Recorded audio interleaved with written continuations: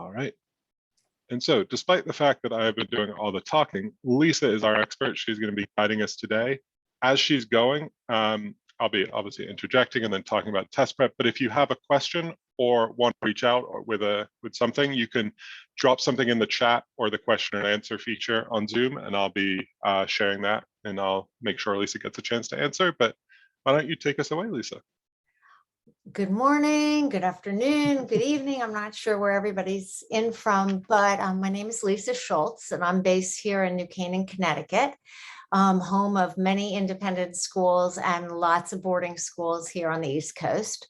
I have been both worked in admissions in a high school, private high school, and I've also been a secondary school counselor for over 8 years at a private school. So I've placed hundreds of kids at local independent schools and boarding schools. So I kind of get the process. So that's what I'm going to talk to you all about today, that things certainly have changed due to COVID. But you know, it's still, whether you're going to boarding or day school, it's a great option, and we can help you in that area. So I think we're on to the next. Yeah, and I'll just introduce myself quickly too, because I talked but didn't say my name. I'm Stuart Easton, and I'm more on the test prep side for the boarding school admissions, independent day school admissions, so SSAT, ISEE. I work with Lisa a lot, and she is our superstar in this area, and I like to support by helping on test prep. So I'll be talking to you all about that a little bit later. And Stuart is the test prep guru for kids. He gets it. He knows how to do it. All right, I am having trouble getting to the next slide, so I will just do that and figure that out while you talk about our agenda, Lisa. Okay, so I'm one of those people, I don't love to have a long sit and listen. So here's the agenda. Stuart and I tried to make this as compact as possible. We're going to talk about COVID, and as you all know, it's had major impact on the middle and high school kids. Why there's such an allure for private school education. What I can certainly tell you is what are some of the best practices to be admitted to a private school. Stuart's going to talk to you about test prep and how it's a long process, but a great process. And then I'll come back to you and talk to you about what you should be doing now if you're interested in applying to independent or boarding schools. And this should cover everything, but as I mentioned, if you do have a specific question or a general question, we have the chat open and the question and answer feature as well. So don't be shy about speaking up, and we'll get everything answered, although I think we're going to cover most of it. All right. Okay, so you all know COVID's had impact on all of us, but one of the things that it has affected is private school applications. I talked to a lot of boarding schools and a lot of day schools, and some of them have had 20 to 50%, even more increase in their applications. Their neighbors have had kids who go to boarding school or day schools, and all of a sudden people are talking about they didn't miss any school, they're not academically behind. But because of the impact, we all know that academically, socially, and athletically, kids were a little further behind. And the public schools, I'm a huge proponent of public schools, but they're not flexible enough in their curriculum really to help kids catch up most of the time. So there's really been learning gaps in foundational writing and math skills, which Stuart can certainly address, as he's seen with kids test taking. As many parents know, there's been excessive screen time and a lack of interpersonal relationship for a year and a half or more. So the kids are emotionally behind. And then, as I mentioned, athletics, artists, and musicians, they've missed out on a lot as well. So parents and teachers are seeing a lot of lost learning and increased behavioral issues. This has just increased the popularity of private school. So, and to Lisa's point, I also work with a lot of students in high school and applying to college on SAT and ACT. And the number one thing that I've been seeing over the past year is the number one place we start is what math were you taking that year you were remote?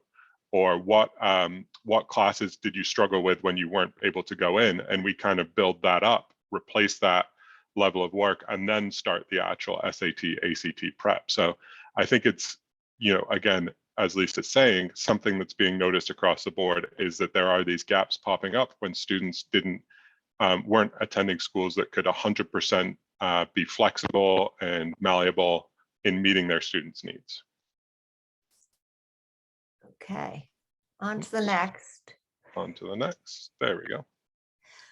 So the reason private schools are so popular is you have to realize most private schools have 12 to 15 students in a class.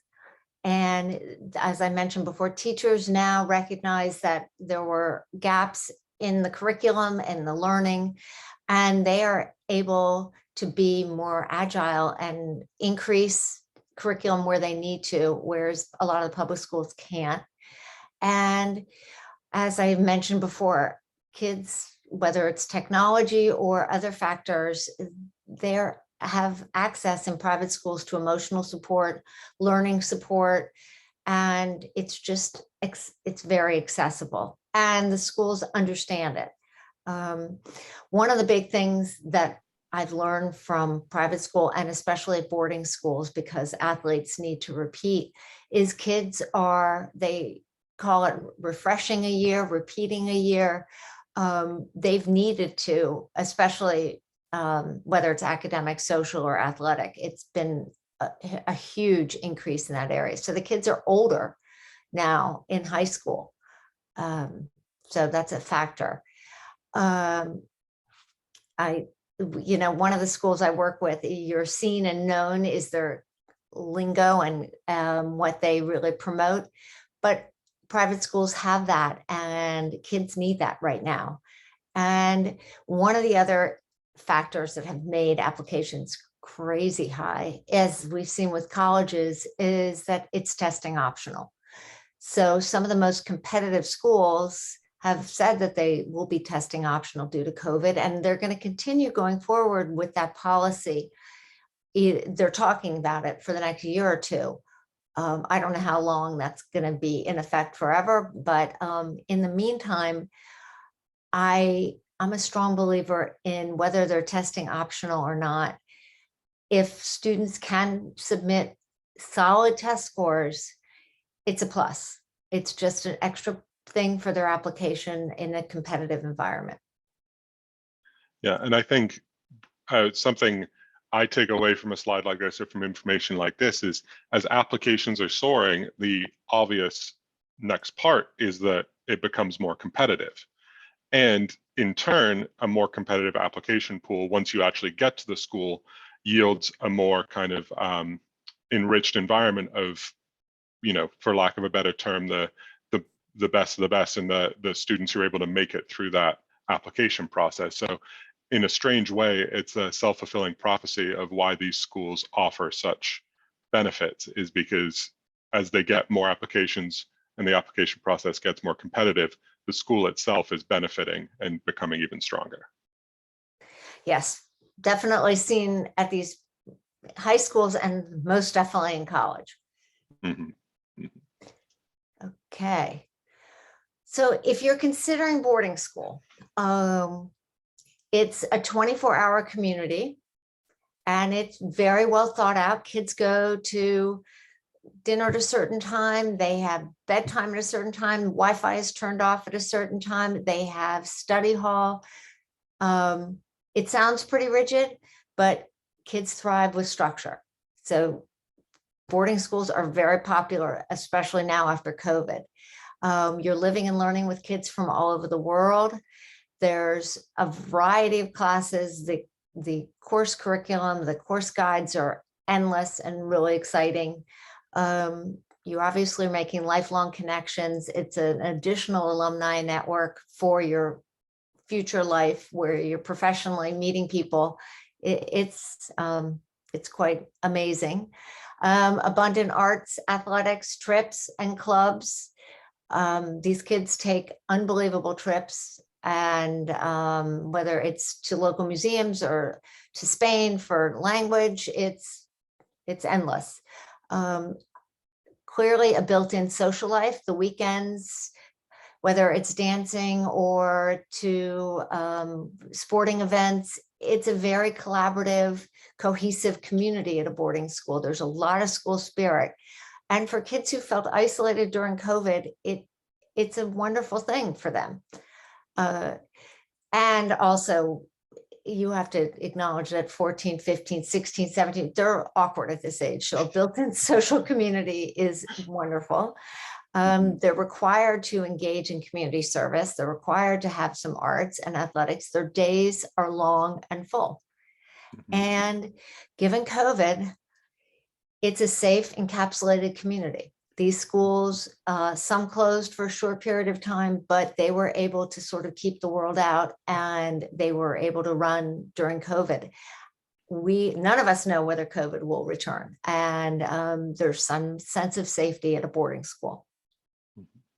And the part I love about, the slide, this information, is when I used to think about, private schools or boarding schools. And, I think for some people, you think of the academics and you think of it as this, kind of like rigorous, really intense environment.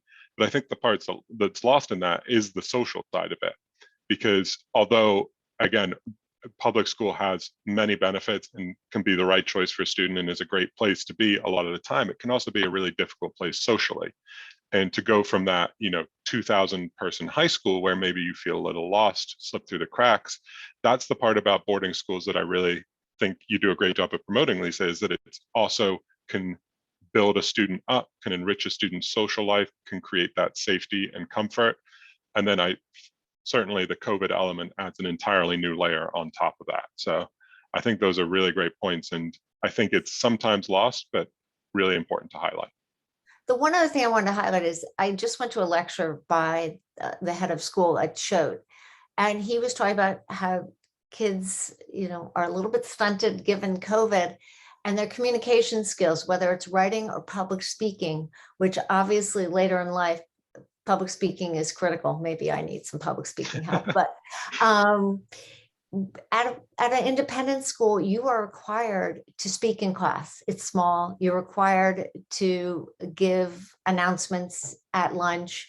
It's really an additional benefit for your kids long term. Yeah, and the identity forming that happens at this age and figuring out who you are is made more robust when you are forced to step into these moments to speak in public. You can't just kind of slip through the cracks. So I think that's right on the nose. Yeah.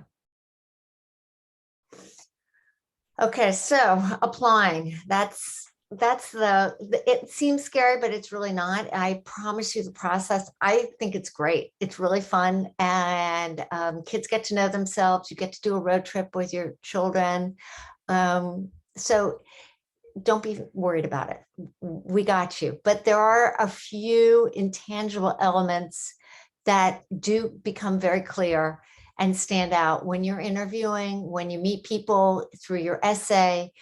These are all things that parents are trying to instill every day, and schools work at it. But if somehow you can demonstrate character, commitment to something, a sense of confidence. And I know, again, that can be a hard thing for a 14-year-old or 15-year-old to do, but that's what Stuart and I work with the kids on.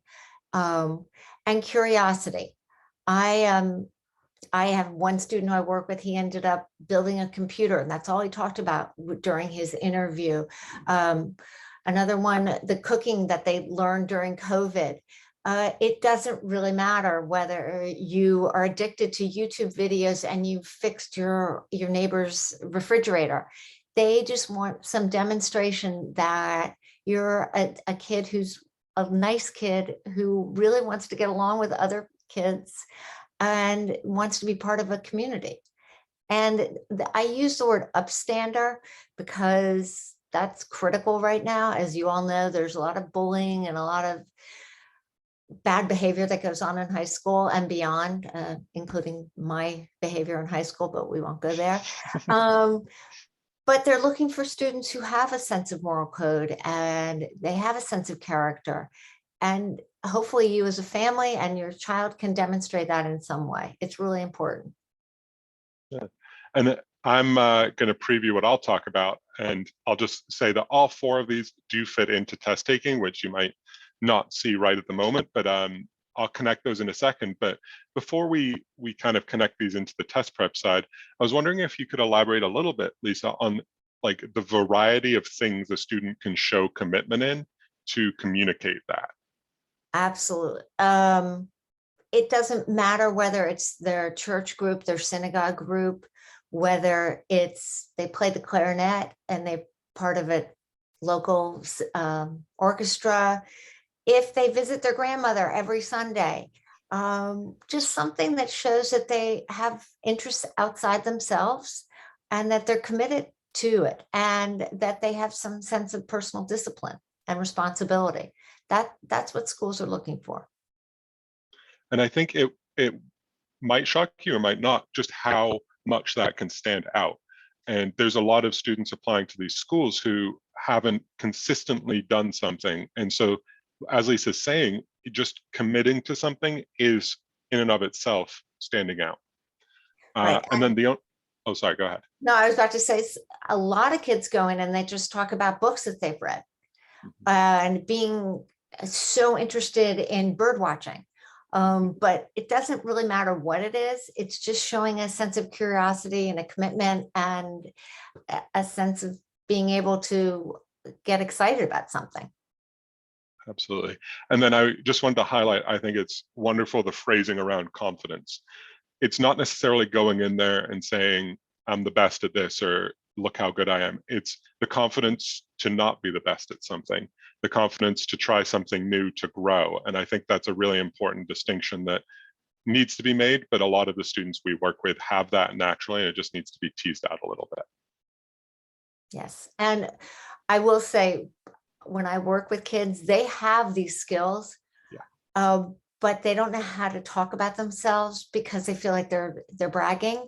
And we give them skills of how to talk about yourself without bragging and really being comfortable talking about who you are. Yeah. And I think we can all, everybody in the world can use help with that, but it's really nice to work with a teenager on that because they're at this moment where they're trying to figure out how to do that. Or even preteen if you're applying to the lower grades. Right. Okay, so here's the nuts and bolts. This is pretty self-explanatory, but considering I've sat in an admission office, I've sat in committee meetings, the first thing we do is look at teacher recommendations. Is this a student who raises their hand consistently, who helps the child in French class with the kid who's sitting next to them with their homework? Is this somebody who the teacher thinks is a good person, works hard, is curious, and obviously consistently a good student? They do not have to be the top of their class, but the teacher speaks to their level of commitment as a student. Grades that demonstrate effort. We all have every kind of kid who is every kind of student, and it doesn't have to be straight A's. D's are harder to work with, but somebody who's really trying, it shows, and a teacher recommendation can tell you more about that.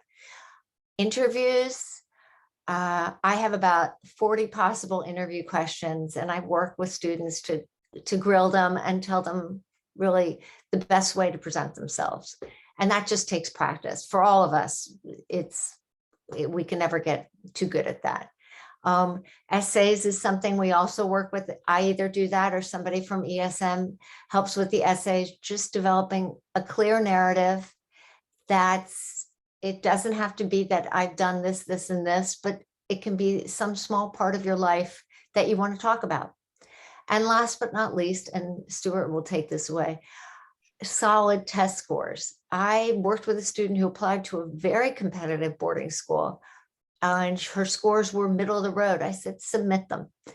And she goes, but if they're below what they usually take, I said, just submit them. and they were average, but her grades were strong and her recommendations were amazing. And she had lots of interest in arts and music and drama. And when I spoke to the admissions director from that school, she said, oh, we don't get test scores matter if they're super low or, you know, if they're super high, we look, but just showing that she made the effort to take the test, that she's a solid, good student who tests decently, that's fine. But it's not going to make or break a student's application. It really isn't. It's the last thing they care about. If you're getting 99 percentile on your SSATs, but your teacher recommendations are weak, you're not going to that school, or your grades are straight A's, but you can't have a thoughtful conversation, it won't happen. So don't overthink the test scores, but I do think it makes for a more compelling application if they're right in there. So yeah, and I think the message of these 5 circles is looking for a well-rounded application. Kind of as Lisa was saying, if you give the most thoughtful interview, have the best essays, but your other 3 areas are lacking or non-existent, then you're not going to get accepted. So a perfect score, perfect part of the application is great, but you need the well-rounded aspect of it all. And I'll step on our toes for a little bit later and just say that that is one of the advantages of something like ESM Prep, is just having a one-stop resource for all of these things. And, you know, quite frankly, Lisa being a one-stop resource for all these things. So I think seeing these 5 parts is helpful and thinking about them separately, but then realizing that it's a holistic application where they all interweave and fit together. absolutely.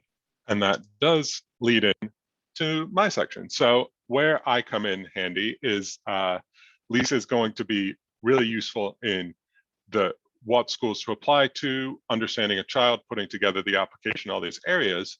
And then I'm going to come in or another member of the ESM team, but what my personal role will be is working on test prep.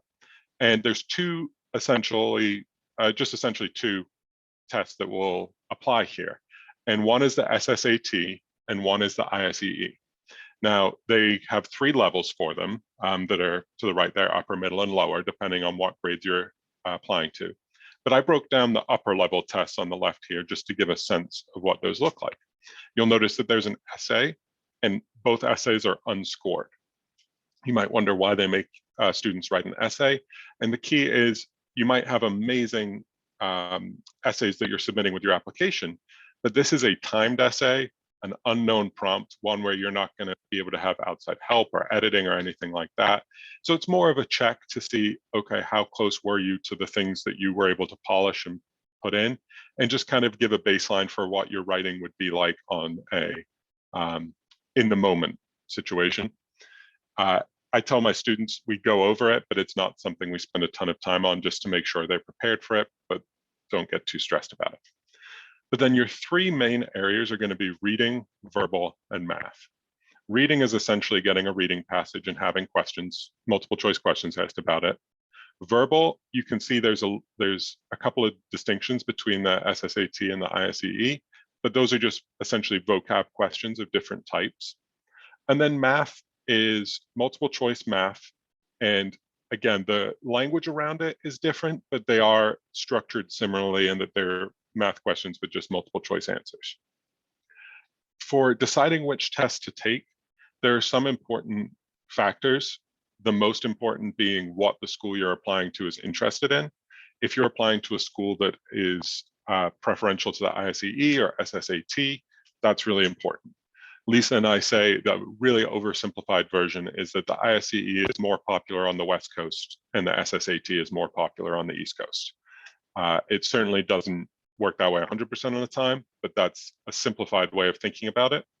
The most important thing you can do, though, is reach out to the school or reach out to Lisa and get a little more information about what would be best for applying to that school.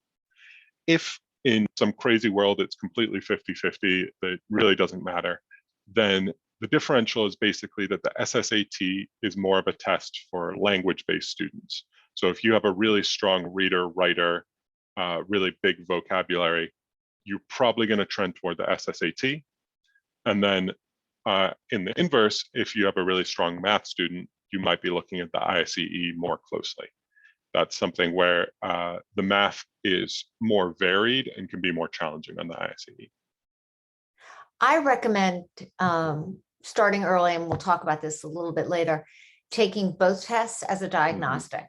Just, especially diagnostic tests, kids do pretty well. They're not stressed, and they'll tell you, I like the IC better or the SSAT better, and Stuart will help you evaluate whether it's, you know, the right, how they work, because they are quite different.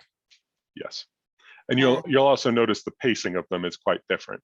For the verbal, you have 40 minutes for 60 questions on the SSAT, but 35 minutes for 40 questions on the ISEE. And then the math is kind of flipped. So just as Lisa said, they have different feels to them. They have different kind of textures. And yeah, ideally getting a little exposure to both and then working with us to find the right path forward is ideal. So, and I already stepped on the toes of this slide, but we've talked about the content strengths, simplified, probably oversimplified. What your school prefers is, again, just so important. If you have a dream school, if you're putting all your energies and focuses towards one school, following that school's lead is probably the easiest way to figure out what you're doing. But then the two we haven't talked about are going to be the time to take it and the times to take it, it should say, as well as scoring. So the SSAT offers the opportunity to take the test up to 8 times in person and 5 times online, with really not too many restrictions on when those occur. So it's important to note that with COVID, with some things that have changed the testing landscape, the in-person tests are just starting to come back a little bit stronger. The online tests are pretty available. For the ISEE, it's a little more complex. So the ISEE is going to allow you to take it 3 times, and it's going to allow you to take it once in each testing season. The testing seasons are going to be spring, summer, fall, and winter. Now, the reason that's important is because you really want to time that out a little bit to maximize, if you're doing test prep or if you're just studying and practicing, to maximize those attempts. So the fall is going to be August to November. The winter is going to be December to March. And then the spring, summer is going to be April to July, with the caveat that most applications are going to be due at the beginning of the year, so kind of January time. Again, spacing those out, timing those out, knowing how much prep, when to test, we'll talk about in a moment. But it is important that you are thinking about that. And this shouldn't be a huge decision maker, but it is a difference. Another difference is the way these are scored. So the SSAT is scored a little bit more like the SAT. There's 3 800 point scaled scores for each section. So they take the raw score of your rights and wrongs, and they scale that out to a number somewhere up to 800, meaning you could get a 2400 as a perfect score, 800 on each section. The key, though, is that those are then converted into percentiles. So the percentile is where you really get a sense of how your score fits into those who took it. Of course, it's a standardized test, but it's not perfect. So some tests are a little harder, some tests are a little easier. So your score might be a little higher or lower, but your percentile is going to really give you a sense of how you fit in to the greater picture. There are some strategies around when to take the test to be taking it against, I don't want to say less competitive scores, but just taking it at a time where your percentile might benefit from taking it.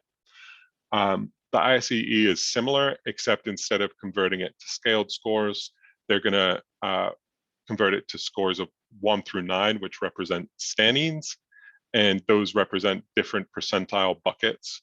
So they go up to 9.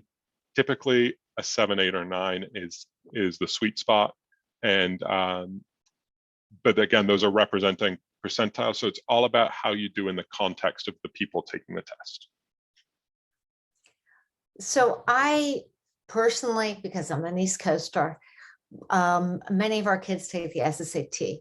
I like the SSAT because it's more flexible. You can take it more often. If you need extended time, they're far more agreeable.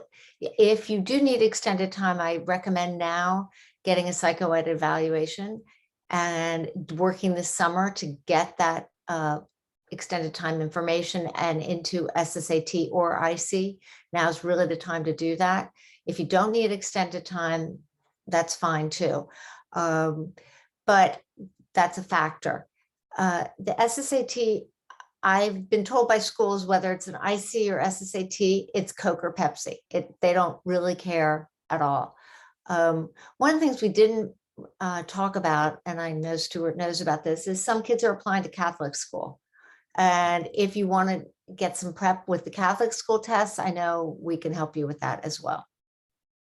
Absolutely, yeah. And we stuck to the two main ones here. A lot of these points are going to apply. Obviously, the actual specifics of them will be a little different, but knowing the content's strengths, knowing what your school prefers in that case is easy.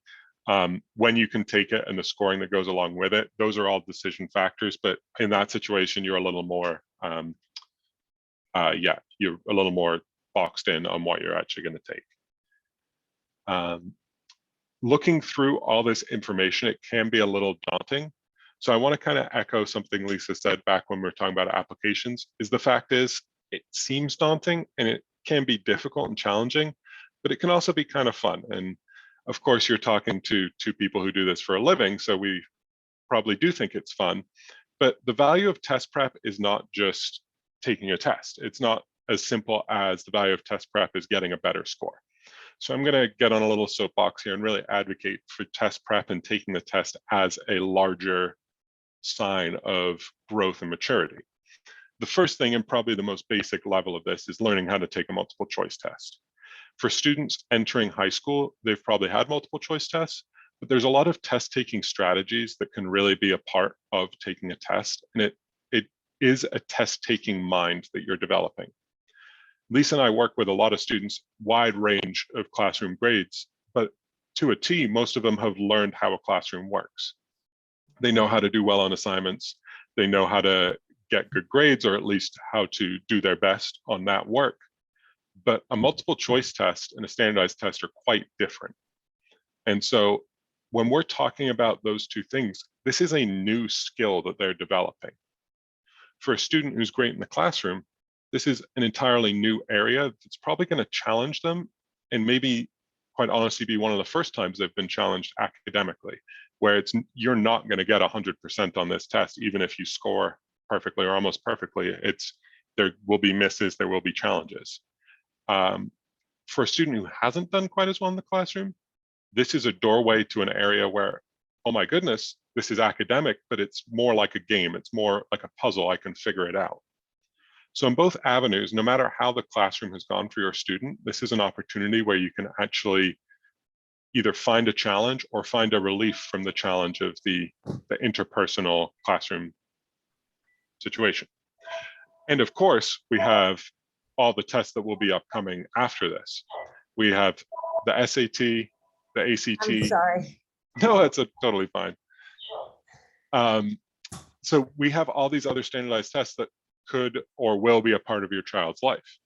Now, if we're going completely big picture, there's a possibility they could be taking 3, 4, possibly even 5 more of these types of tests down the line, especially if they're testing at a younger age for a younger school. And getting that work in now really takes the pressure off later, when you're taking the SAT your sophomore and junior year, when you're really overwhelmed. You might be taking, a grad school entrance exam when you're at a point in your life where, you are trying to figure out what you're going to do, who you're going to be, where you're going to go. So laying that foundation now is incredibly meaningful. And then finally, the value of test prep is, besides just working on a challenge and really pushing and mastering something new, besides setting that foundation, it just does remove a little bit of the tension from the application process that can pop up between parents and guardians and their students. And as someone who lived that in my youth, I think it's really important that the parent is not the only source of guidance in this situation. And I know Lisa can speak to that on her side of the application process. It's not necessarily a mediator. It's not a buffer. It's not someone taking away all the responsibility, but it's a bridge to make sure the communication is the important parts and the essential parts, and we can do what we do best, which is, guiding, supporting, and making sure everything is moving forward. So one of the things I want to mention also about test prep, because I've worked in a high school, is the kids who start in 9th grade, 8th grade, and learn how to take standardized tests, and they all of a sudden have to take a chemistry test or a history test, they know how to eliminate. They know how to go into a multiple choice test and go, okay, I've learned the skills to eliminate to make this easier. I know how to manage my time because I've practiced on standardized tests. These are skills that will take you throughout your academic career. I cannot stress enough that it's not wasted time and money. It's a good thing. The other thing to do well on these tests, whether you're in 7th grade, 8th grade, whatever grade you're in, reading is the component that makes you a good test taker. Just that attention to detail, fluency in reading and vocabulary, that will make all the difference. I can't stress enough the importance of reading books still. I know it seems antiquated nowadays, but it's really important. Yeah, and that gets us perfectly into our prep timeline here, because for a lot of students, they'll, roll out of bed the week before school. They'll roll out of bed in August and be like, oh yeah, I have to think about taking this test for this application, or maybe even they do that even later. What we really advocate, and what you're already doing a great job of by being here in, May of the year before, is thinking about how we can take some of that pressure off and really make this process more positive. So just as Lisa was talking about, you'll notice that on the timeline, spring, June, July, and kind of on, reading as much as possible is fantastic. Processing is a big part of these tests. And at the end of the day, students think this test is about knowing and being certain about everything. But really, this is a test that tests how well you can take a test. And I wish I had a smoother way of saying that, but it's essentially the idea of how can you process information. And so reading is going to be an important component of that. You'll also notice that vocabulary is something we want to hop on early.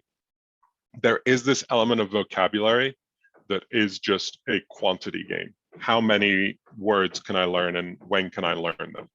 So for looking at spring as well as June and July, we want to start with the reading and the vocabulary, and obviously begin thinking about diagnostic tests and also contacting schools so that we have a nice foundation of what tests are we taking, but we don't wait to start the prep until we know what tests we're taking, because reading and vocabulary are going to be meaningful no matter what. Rolling around to July and August, those are often the best times to start the actual prep, to start the studying, and beginning with math, again, to let reading and vocabulary build. But part of the reason we say that is because in summer, and some students have incredibly busy summers, this isn't to a T, but once you get into school in September, the ability of many students to do test prep and operate in school, it can be quite overwhelming. And it's possible, and it can be really successful, but often only if we've built up that foundation through the summer, or at least started to.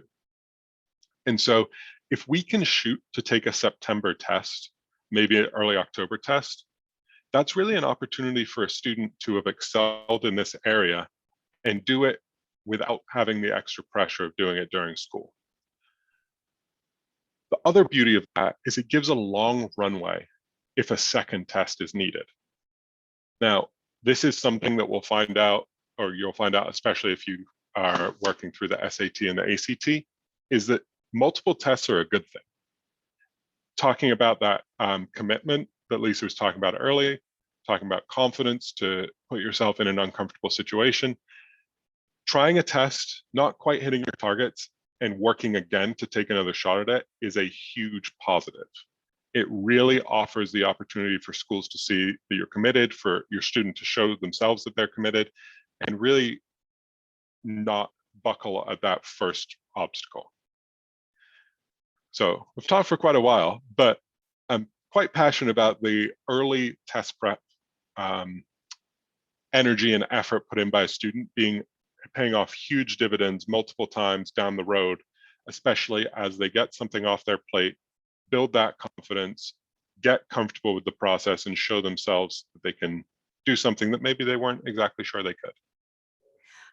And I also believe starting now, and you take the test in September, October, and you're one and done with a very decent score, it takes it off your plate for all the other things you need to do in school and out of school. So that's my philosophy about working in the summertime. Yeah, absolutely. And again, we're always flexible. Everyone's schedule is different, but this would just be if we were constructing our dream timeline, this would be something like that. If it doesn't quite fit in with reality, that's okay too. Absolutely. All I'm right, just now going back to to you, say Lisa. one other thing. Oh, I've yeah. had students who've taken the SSAT or ISEE multiple times, and they take it again in January. And sometimes, especially with kids who take like month-to-month maturity with young people is huge. So if they have to wait till January to take it again, even though applications sometimes are due in January, the turnaround time is generally 5 days, and schools are flexible. So it's a long runway. Yeah, perfect. And I do see that we've got a question in the chat. We'll save that for the end right at this moment, unless it pops up I'm organically. almost done. This was the last slide. Yeah. Okay, so what are you going to be doing now? I think you have to have a conversation with your kiddo, your student, and ask what kind of school might they want to be in for high school or elementary school. Where do they think they're going to fit, and where do you see they're going to fit? Big, small, urban, suburban, rural, Catholic, Episcopal, whatever, faith-based or not. Be open-minded, cast a wide net. And that's kind of what I'm here for, to talk to you all, to say, well, have you thought about this school, or maybe this would be a good fit? And then we develop a list, and it can be really long, and you send in inquiry forms to all these schools, and they market you like crazy. And it's just a process. I would recommend, even during the summer and fall, you attend webinars, Zoom panels, virtual tours, just to expose yourself. By July, if you're looking at boarding schools, their schedules are put out. So you probably should, whether you go or not, start planning your trips and when you're going to interview. But we can talk more about that. Students should go on Instagram, sign up for Facebook, Twitter, and decide, does this school look like an environment I could be happy in? You might want to look at the course offerings online. If you have a kid who's interested in robotics, just be sure that that's what they offer. And certainly on every website, most of them are going to say test optional, or we require an ISEE or an SSAT. Take a look at that now, just so you have some sort of an idea. I recommend taking a diagnostic ISEE or SSAT. It's painless. Do it right when school's over, or on a Sunday afternoon kind of thing. And I'm here, if you need me, to help you sort of create a plan. And that's, once you've created a plan for this, it's really painless, and I swear it's fun. I promise you. And you will watch your child really grow into it and learn a lot about themselves. And that's the whole benefit of doing this. And I think, that is a great point for us to kind of wrap up our part on and get into those questions that we have. But I think, ESM is the mentorship company, and that's mentorship is how we, it's not tutoring, it's not counseling, it's mentorship. And this is a huge point in a student's life and a huge decision. but it's also really fun to get to make that decision and to think about it and to learn about your student, for your student to learn about themselves. And I think that's what I would toot our horn at doing, is, you know, really being a facilitator of that, not just ruthlessly, you know, highest score, best school, get in here. It's more about who are they, what would benefit them, and how do we accommodate that, support that, and facilitate that. Yep. And that actually dovetails perfectly into the question we have in the chat. And I'll just make sure that I remind everybody, because I think we had a couple people pop in, that if you do have a question, you can put it in the chat or the question and answer, and we'll get that said out loud, get the answers. But this question is a really good one, and I think, again, just what we were saying dovetails nicely into this. The question is, how do independent schools support neurodiverse students? Neurodiverse students who have different learning profiles, is that? Yes. First of all, my policy in life is to be 350% candid with the school about whatever the profile is, and tell them, and they should tell you how they work best. But many independent schools have learning specialists on staff, multiple ones, whether it's with dysgraphia or dyslexia, and they can support your student any way that you need. And if they can't, they will tell you. But I'm into being completely transparent with whatever it is. We all have learning differences. I think it's important to that point that when we're talking about applying to schools, it's not just schools accepting your student, it's your student accepting the schools and finding the fit that goes two ways. And to say that every school is going to do a brilliant job of supporting every neurodiversity would probably be too much. But to say that there is a school, or there are schools that can support your student, any student, is, I think, accurate. And again, that's where Lisa is incredibly helpful. And by being candid, finding that right match. And, you know, I won't say any students' names, but we worked with a student who worked through some learning differences, some difficulties, and she took the test, did a great job on the test. She got accepted to schools, and she chose a school that wasn't necessarily the most quote unquote prestigious or the biggest name. She chose the one that was right for her. And that was a really big win, I think, for the process and for what Lisa does, is not just being a slave to rankings and things like that, but allowing students to find a place where they're going to flourish, and working with parents to support that decision and understand that decision. Right. And we're talking about the same student. And yeah. During her interview, we practiced, and she talked openly about her dyslexia. And the interviewer was so impressed. Actually, she was applied to 5 schools and she was admitted to all of them because she was so self-aware and knew what kind of learning was best for her. And the school they were all in on however way they could support her, because she was such a kid of character. And Stuart and I personally adore her. So the learning differences, it's supported by us, and it's supported by most schools. Absolutely. And the acceptance, the support of it can be a process for the student as well, which this application process can help them, discover how they feel about it, manage it, and think about what they actually need, maybe for the first time, as opposed to just, and be self-advocates as well. Exactly. That is the only question I see in the chat. I'm going to stop our share, but if you do have another question here, we'll give a second to shout that out. But as we have this second, I'll just remind people that, through ESM Prep, you can reach both Lisa and I. Through the website, you'll be able to learn a little bit more about the company, so esmprep.com. And there are services across the board, but specifically for this, Lisa is going to be the most helpful person to connect with. And we have many ISEE SSAT tutors as well, although I would love to work with you and your students. But any final... Thank you. Any final thoughts, anything to end on here, Lisa?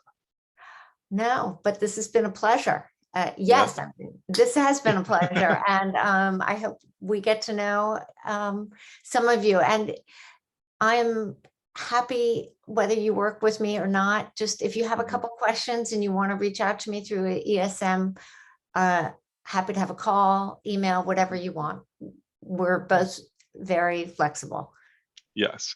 And I think the one thing I would just hope is that what's come across in this is we are both very passionate about this and we both love this process. And at the very least, if you're a little intimidated or overwhelmed, hopefully we can be people you can call on, talk to, who can make it seem a little more enjoyable and exciting.